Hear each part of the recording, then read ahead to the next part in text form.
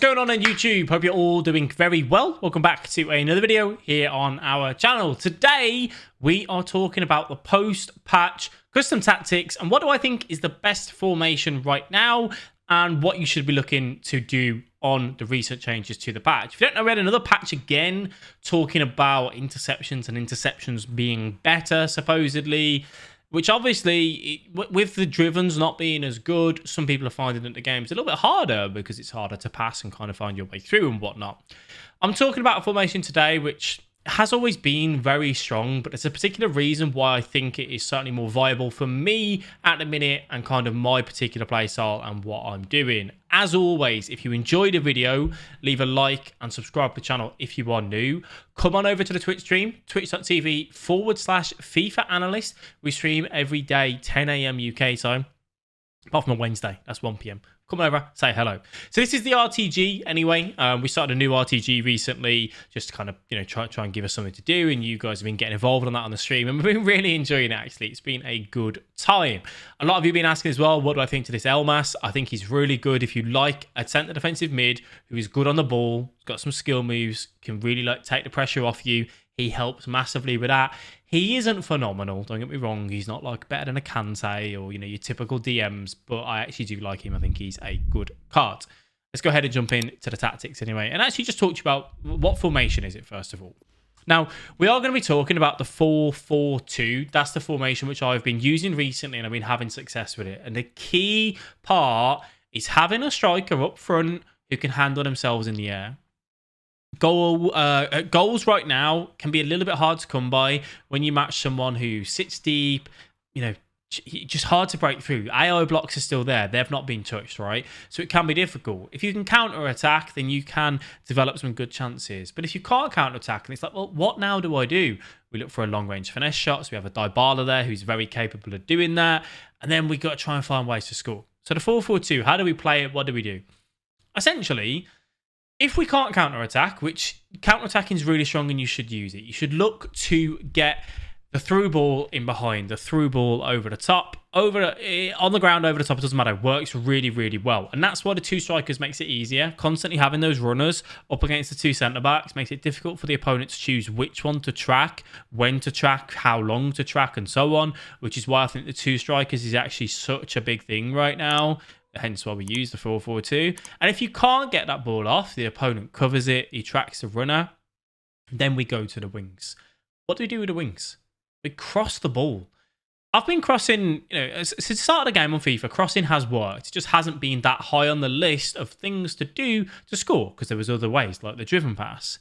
You can cross from deep. You can cross from so deep. And what I mean by this, basically, the ideal time to cross is when your attacker is just ahead of the ball that you're about to play in. So if you've got your left winger, Diaby, say where he is now, and Giroud is running into the box, cross the ball. You can just use a normal square on PlayStation, a normal X on Xbox, and just whip it in from deep. And you'll find that because you're attacking the ball, your attacker's got the jump on the defender, you score a lot of goals from it, and it works really, really well. And that's why we're using the 4-4-2. Now, if the cross isn't on and you don't have it, you can carry on running towards the byline. And then you can look for an L1 square, LBX on Xbox, to the back stick and just loft it high in the air. And you can score from doing that as well. And if you don't want to cross it, you can then dribble. You can try and walk it past the goalkeeper, look for a byline sweat, whatever it may be, you can do that. That's kind of the general principle of the 4-4-2. Now, when you have the ball in the middle, say with Dybala, you might go out to the wing, try and see if you can look for a quick 1-2 to take on the fullback to get past him. If not, come back into the middle. Can you find a striker? Can you look for the 1-2 between the strikers and get in behind there? Look for a through ball there. If you can't then do that, work it back out to the left-hand side to Diaby, and then just constantly go up and down. And that is the beauty of the 4-4-2. And honestly, it works so well right now. Again, if you're over on the live stream, you'll see me using it. It's a very strong formation in the attack. So these are some tactics that, are very neutral, but you guys could use and have success with it. So pressure on heavy touch. If you want to go press on possession loss, you can. Just note that you are obviously going to be defensively less sound. You are going to concede goals. You are going to give the opponent the chance to hit you on the counter themselves. The width is very neutral, 51, nothing too special here, and 60 depth. Now, I was running 71 depth, but I'll be honest, the team that I've got isn't incredible on here. So I was kind of testing that and just decided to keep it neutral down on here at 60.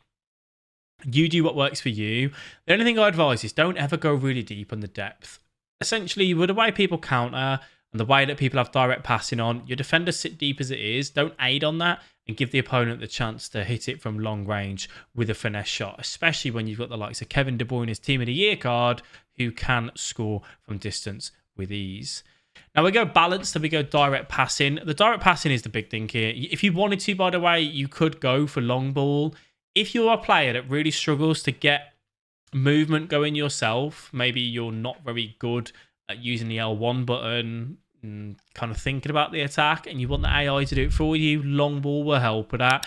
I personally run with balanced. When I have long ball on here on this particular setup, I just find that your players to go, go, go, go, go, go, go. I like to be able to still build up slowly if I need to in this 4-4-2. Now, chance creation, direct passing. This is basically, we did a video on this on the Patreon, talking about the difference between direct passing and forward runs and actually showing you it in game. If you want, head over to the Patreon, patreon.com/Analyst Academy. Loads of different tiers and perks on there. Coaching, separate videos and so on. We run direct passing because I want my players to basically attack the defenders and run in towards the 18-yard box. And the idea is for you to look for that early cross then into that big man, that big striker that we've already spoken about that works. That helps with that so much. It gives you that run. You don't have to constantly then be tapping that L1 button, the LB button, to trigger that run manually. They will naturally do it themselves, and they will get into these brilliant positions, these brilliant areas, and they will cause problems for the defenders. So direct passing will really help you here. Now, I go 60 width because, again, I'm not looking to be really wide. I'm not looking to be narrow. It's a 4-4-2. The idea is to be balanced and neutral, and that's what I want to go on there. And then we go for 4 players in box. I want, my CM, the Dybala, to be there inside the 18-yard box for any knockdowns, and the flick-ons that can work really well, obviously, with us using our tall, big strikers. I've still not worked out how to score from corners, by the way, so don't ask me about that because I have no idea. So for your big striker, if you are going to have one, which obviously helps with this, have them on stay forward and then balanced. I've tried target man. It doesn't work for me. I just can't kind of get them to do what I want them to do. I want them to be balanced because occasionally they're running behind. Sometimes they run short. Sometimes the option to be short is kind of better. So having them on balance works well. For the other striker, though, this needs to be your quicker striker, the one that is going to give you that pace. And, you want them to actually get in behind and cause danger runs in behind the defenders to give your other striker a little bit more room. Getting behind works really well.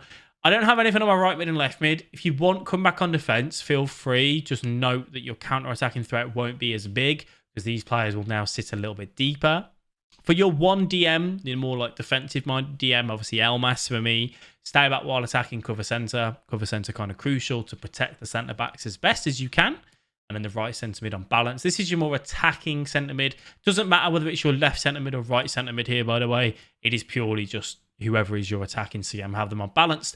And the defensive DM on stay back while attacking. And then with fullbacks, we have them on stay back while attacking as well.